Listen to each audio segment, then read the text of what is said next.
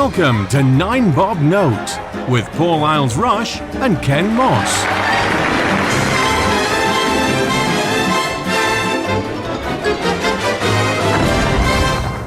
Hello everybody and welcome to 9 Bob Note. I am Paul. And I'm having a drink.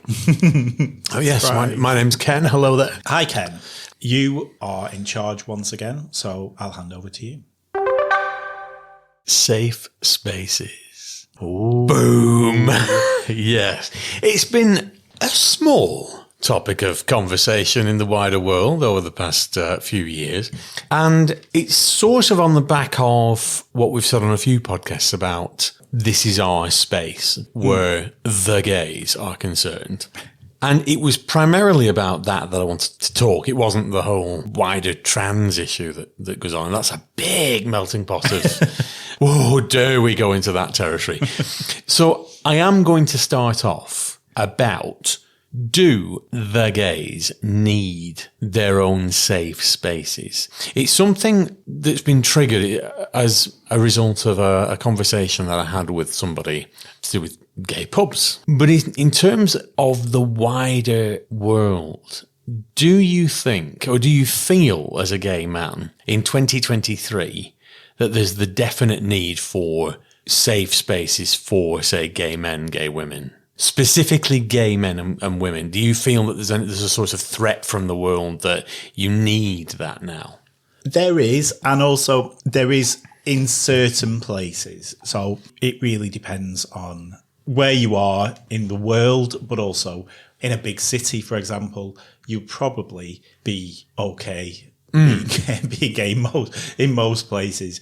I think there is a need for it, not necessarily because we automatically feel unsafe everywhere else.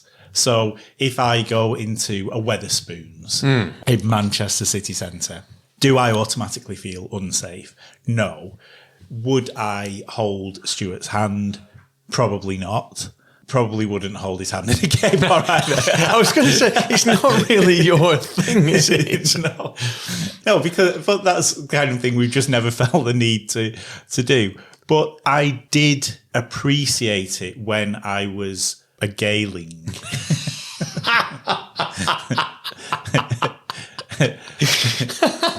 Because there is that sort of weirdness about, we've spoken quite a lot about having to come out time after time after time in your life, and it's something that we all have to face.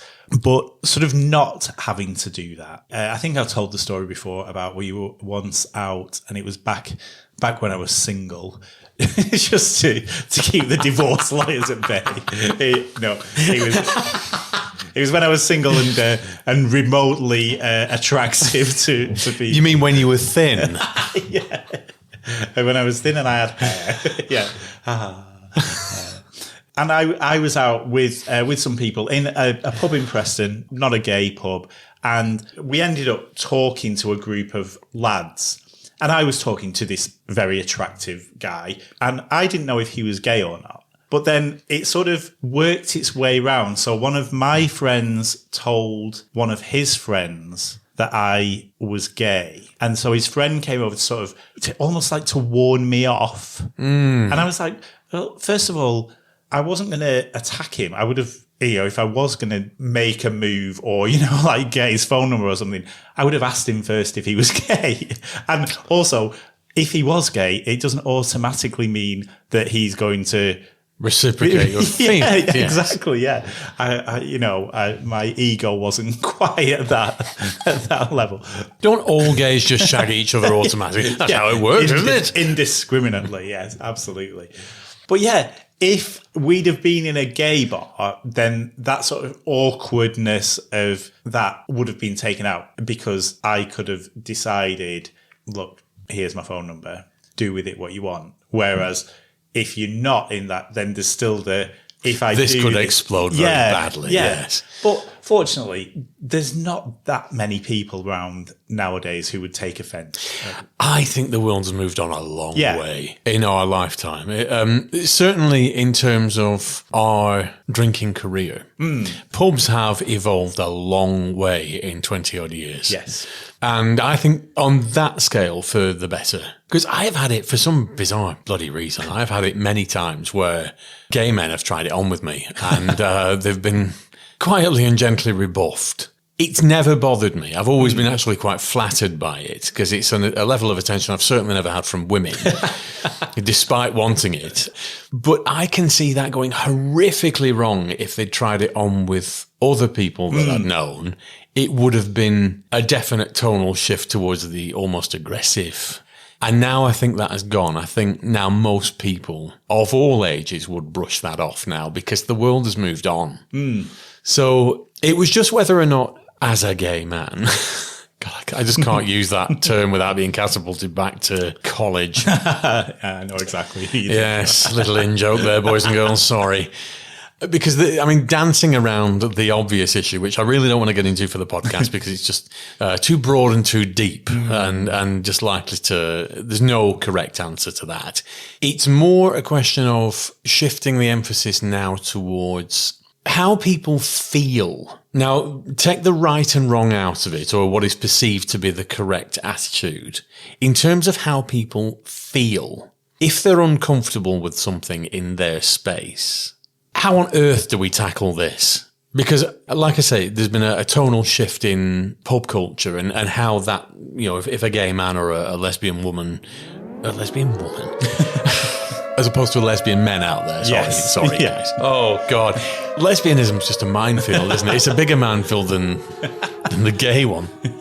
That sort of maybe perceived intrusion into straight, you've asked a straight person out, get out or we will kill you with sticks. That has shifted, that's changed. So now sort of the proper way to deal with that would be a polite but firm no rather than a decking. Yeah. And we're not at that stage in terms of all safe spaces, but it is the reason people do sort of react or feel uncomfortable is generally because, as with anything, they don't feel comfortable. And I think that can be leveled at any sort of scenario. Say phobias. I am absolutely terrified of spiders. Just abnormally preoccupied with spiders, particularly when you get to September and October and all the eight-legged freaks start roaming around the house like monsters. Ostensibly looking for a shag, I'm led to believe. The male spiders just get so horny that they're just not bothered about their own life anymore, certainly when it comes to the heel of my boot. But it's an irrational fear in England because there just aren't any deadly spiders. Some of them will give you a healthy nip, but it's quite rare. So that could be perceived to be, well, you've no reason to be afraid of them, but you are anyway. Reasoning it out is not going to take away my discomfort if there's a spider in the room. You can't very well turn around and say, well, just don't look at the spider. You know it's there, so I feel uncomfortable as a result of that. Now, in terms of safe spaces, how do we get around the people feel uncomfortable? Whether or not it's rational or not, how on earth do we get out of that? Well, it does make sense, but gay people are not spiders. That has got to be on a t-shirt. Most gay people are not spiders. But no, I do know what you mean. There is a difference. And as you say, it can be rational or irrational. And fear of spiders, as you say, is largely irrational. That doesn't make it any less horrible for you if there is a spider there. If we are talking about you being uncomfortable being around gay people, then that's your problem. Yes. So I am not going to go somewhere else. I was trying to dance around the whole trans issue, really. I know, Really I dancing around, that. yes. If I was a trans woman and I went into the usual argument is a changing rooms in the gym. Oh, yes. Because obviously that's where trans women spend most of their time. All of their time, surely, if you listen to Twitter. And most of the time they're completely naked, as everyone is. But if I was a trans woman, the phrase gender identity is used quite a lot. And as someone at work very firmly told me a few days ago, gender identity is not a thing. Your gender identity is the gender that you are. It doesn't matter what gender other people put on you, your gender. So a trans woman is a woman because she knows she is a woman. It's not her gender identity. She doesn't identify as a woman. She is a woman because she says she is a woman. So she's going to go into the women's changing rooms in the gym if we have to have binary changing spaces in the gym.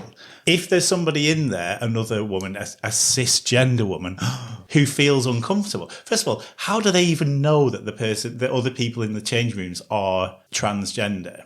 And secondly, if they do somehow, either by some form of genital inspection or by forcing them to carry a certificate, or by just saying, as has been the case quite recently with Daniel Radcliffe's girlfriend, they just look a bit mannish. So therefore they must be a trans person. If the cisgender woman in there feels uncomfortable with that, that's her problem. I have listened to these debates now quite intently because it's something that you get very passionate about, and Simon Exton, fellow podcaster and good mate, also feels very passionately about. So I've wanted to really get under the skin of this one to try and understand. And I have formed my own sort of opinion on it, but it doesn't fit with the perceived correct opinion. I mean, I have no axe to grind either way. I don't. It's not something I'm going to champion a crusade or anything. I've just got my opinion on it. I don't see an easy way out of it. I don't see an easy way to resolve the differences. I mean, it's a good point. Don't wander around changing rooms inspecting people's genitals. It's a perfectly reasonable stance to assume. The only trouble is, in a female changing room, it's probably going to be quite difficult to ignore or not catch out of the corner of your eye a penis. So I can see the difficulty, and it's as it always is, the tiny, tiny fragment minority that abuse the privilege. I mean, changing rooms, it always falls back on changing rooms. There's nowhere else in the world. I'm not proffering any sort of solution or answer. I just wondered if in any way there is the possibility that there doesn't seem to be any sort of thought or weight or consideration really given to the women that are saying, well, just hang on a minute. I am uncomfortable with this, and I should be listened to really because I am uncomfortable with this. And the perceived, I could be completely wrong, but the perceived response is, well, no, they are women, so you shouldn't be uncomfortable. End of story. Yeah, but these uncomfortable women, they don't really exist except in the minds of Graham Linehan and his. Yeah, but do you? I know that. Unfortunately, Twitter has become the echo chamber of this bloody argument, and it's not there's nothing rational about Twitter. So divorce the whole Linehan, J.K. Rowling sort of thing out of this, because all that does is it develops a very binary argument where you're either for or against, and that's the end of that. It's the you are right or wrong scenario. And I just think there's room for manoeuvre on shades of grey. Yeah. But then in the changing room argument, first of all, if there's a trans woman in there, first of all, no trans woman or very, very few trans women are going to be going around waving. Hello!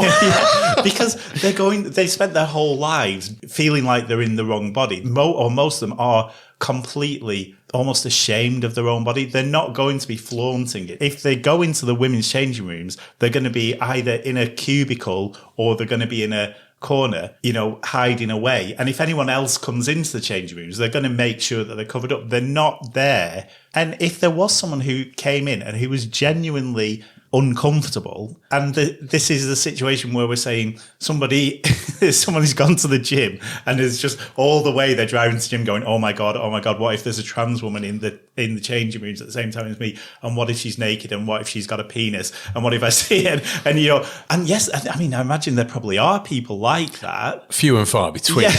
Yes. But then that person, surely, if they were that upset about it, would go into the changing rooms and go into one of the cubicles and lock it, and they'd be fine because that's their safe space. But at the same time, the trans person will probably be in a separate cubicle anyway. And I do completely understand it. And it is to be challenged. To say, no, you're not allowed to be uncomfortable is not helpful in any situation. But all of these arguments are based on really specific hypothetical situations that will just never happen. But the way, and it is Twitter, and it is stupid things like that, and it is those people who shall not be named, they prey on that. So you will get people, just ordinary, and it is usually women, although obviously it happens the same way for men and trans men, but who you will get women who sort of read these things or read these 6,000 word essays that J.K. Rowling published and think, oh, actually, she has got a point. What if a man decides to take advantage of this safe space and come into this change room and rape me? It's not a trans woman. I'm fully welcoming of all trans women. But what I don't think is that men should be allowed to come in. And no one's saying that men should come in, but that's one of the hypothetical arguments. If a cisgender man wants to go into a change room and rape somebody, he will do it. He won't be like, actually, this is a female-only safe space. I better observe. And, and I do get that there are people out there who are uncomfortable, but a lot of it is fed by the fear that these people feed them. But at the same time, a lot of them are made up to support the argument. I think there's undue weight, though, given to... because they've become unofficial spokespeople for this, the J.K. Rowlings, the Graham Linehan, I think undue consideration is given to them specifically. And the emphasis has shifted away from the core sort of thing that... I mean, I'll turn this completely on its head. If I was in a changing room and someone I thought was a man stripped off and they were actually... They had a female body underneath. They identified as a man, but they had a female body. I would all of a sudden feel very self-conscious. I mean, I feel self-conscious as it is. I hate getting naked in changing rooms. Wherever possible, I'll use a cubicle if there's one available. But I would feel very, very uncomfortable if I suddenly found myself unexpectedly presented with a woman, because I'm quite body conscious to start with. That would really unsettle me. But I mean, unless that was just an example of somebody who had gone into the wrong changing rooms, that would sort of, as the converse of the situation we had before, that would be a trans man. Yes. So he, as far as current laws stand, he would be as entitled as you to use that, but he would probably feel just as awkward as you did, probably more so, because he would be thinking, when I get undressed now, if anybody sees this, it's not what they're expecting, and probably make them feel really vulnerable. Oh, no, I totally understand it from the other side as well. This is why I'm saying this. I don't have an answer or a solution, or I would never proffer it. It was just really a general discussion about it, because for all the hysteria... And, oh my goodness me, this hysteria. It continues. I don't think, that it's as hysterical as, for all the demonstrations and riots and people that just take it too bloody far. I think there's the middle ground where there's come on, let's have a chat about this and just air. But coming up to the mid-21st century, and there's no discussions anymore. It's all binary arguments that you're right and I'm right. No, I'm right. No, you're wrong. And that's going nowhere, is it? No, that is true. And it is focused by the loudest people in all camps.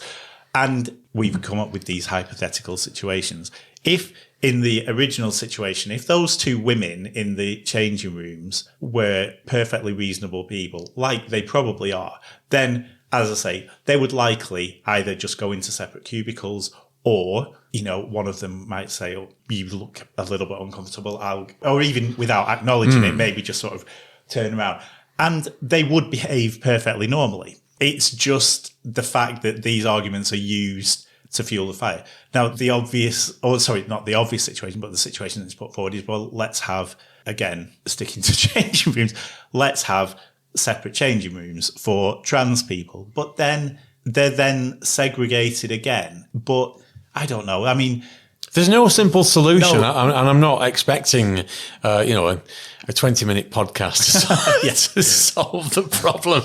It was just one of those things. I think it's a great melting pot of what should be discussion, and is actually a great melting pot of furious and sometimes violent argument that really doesn't need to be had. No, but I think the thing that makes it worse is that the people who are shouting the loudest about it are the people who are not affected in any way by it at all. Graham Linehan. Oh, I don't know. I know you're not entirely fond of those. I've not seen enough of Graham Linehan's stuff. I understand. I get the feeling his is a little bit more incendiary than J.K. Rowling's. And again, what I've seen of J.K. Rowling recently has been, because you've said in the past that she doesn't comment directly. I've seen a lot of direct comments from her. She's dropped the mask. And I'm finding it difficult to disagree with that as a sensible point of view. Graham Linehan I can't comment on. I've not seen enough of, and I've seen enough of his stuff. Again, taken wildly out of context, it's not exactly covered in glory. But again, they represent a polar extreme, and on the other side of it, you've got some very, very bizarre people that are just trans activists who, to be honest, you'd think that the entire world was at war with them. To the point where they were all carrying knives in case they saw a trans. It's these binary poles of discussion that they bear no relation to the actual scenario at all. No, but then if you were like J.K. Rowling lives in a castle. She's a billionaire. She's a billionaire. She has nothing to worry about. Trans people are mostly incredibly lonely. They've spent their entire life being victimized and being told that they're something that they're not. And a lot of the time, the only contact they have with the outside world is the media and social media. And as soon as they put Twitter on, they see the likes of... Don't go on Twitter. Yeah. Don't go on Twitter. No, anybody. But that, for some people, that's all they have. So they do genuinely feel. And, there's laws being enacted in America, which are not too far away from coming over here, where people are allowed to inspect your genitals before you go into a toilet in a public place to make sure that you're going into what they perceive as the right one. In no society is that acceptable. No. But that's what they're seeing, because those are the stories. Those are things that are actually happening, and those are the arguments. So if they don't have anybody sort of sticking up for them, then they are going to be going out with a... I agree. Everybody needs a support network, but to listen to Twitter, you'd think that either all trans people are going to get you, or all straight people are going to get you if you're trans. We're just going to come after you and basically lock you away in an oubliette. And it's just that binary extreme that doesn't exist on either side. It's just not, it's not true. No, but it is true for them. Well, it will be if you read Twitter. You see, I did a comparison the other day, and it was a royal story. And I just thought, let's see how this is commented on Facebook and how it's commented on Twitter. And the chasmic difference in responses. Twitter is just a melting pot of bile. It's absolutely vitriolic acid about any topic. There's no positivity on Twitter whatsoever. Nothing is good. No. The entire world's out to get you. And no matter who you are or what side of the fence you fall on, you're wrong. You're both wrong, and the world's coming after you. So you better watch out. So yes. Yeah, it is true. And I can see... Well, I guess I can see where both sides of the argument are coming from.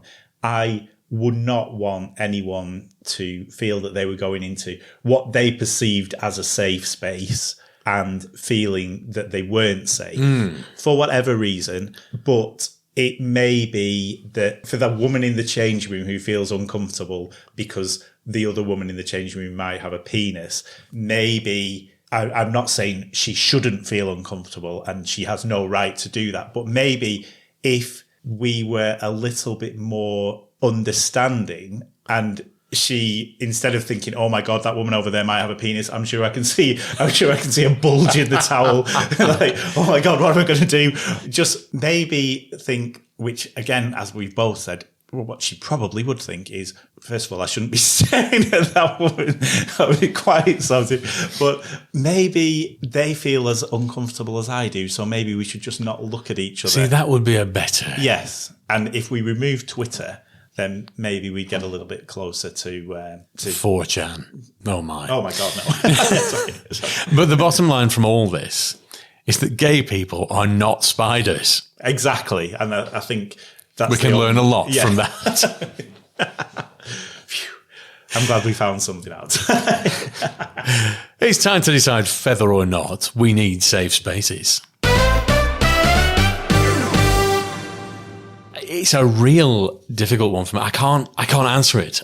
So because I don't have an answer, I'm going to give it a 3. Because I can't say that, particularly in this particular instance, it was just really opening a can of worms that I thought, nah, fuck it. We may as well, let's tackle the big guns with that and dance around it for half an hour.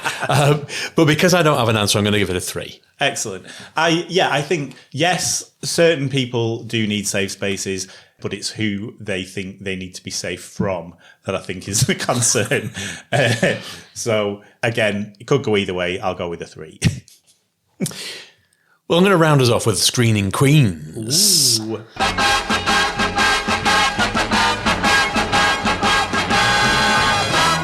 If this is Harry Potter. Harry Potter and the Changing Room of Fire. No, it's a lovely little series I've stumbled across called Our Flag Means Death. Oh. And I don't know whether you've seen it yet. I haven't yet. It's on the list. Oh, right. It's a pirate series. It's sort of a sitcom, for want of a better expression. It's a comedy drama. It's quite Australian in its feel, I think largely because the 2 leads are from New Zealand. Right. And there's no attempt to disguise the accent, even though it's clearly supposed to be set in England. Or launched from England. But it's very gay. Right. And certainly goes against type. We sat and watched 8.5 hours, almost back to back, gripped. Wow. Yeah. It's a really entertaining little series. It's on BBC, well, it's on iPlayer. A second series is certainly in the works. I would heartily recommend that. Excellent. But just it's not a gay and it's not rammed down your throat or anything like that. It's just, there's a sort of a homoerotic subtext. It's homo. Oh, right. I'm going to put the spade away now and stop digging.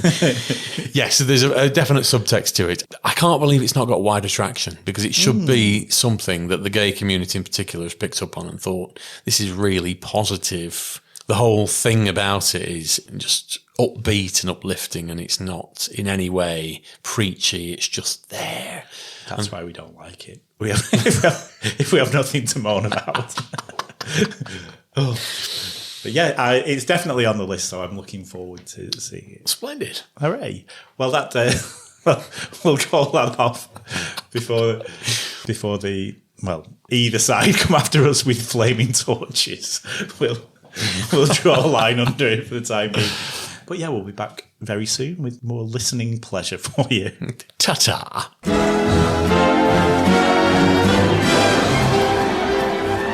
Nine Bob Note featured Paul Isles-Rush and Ken Moss. Title music was by Mark Scheiman, and the program was produced by Maverick Productions.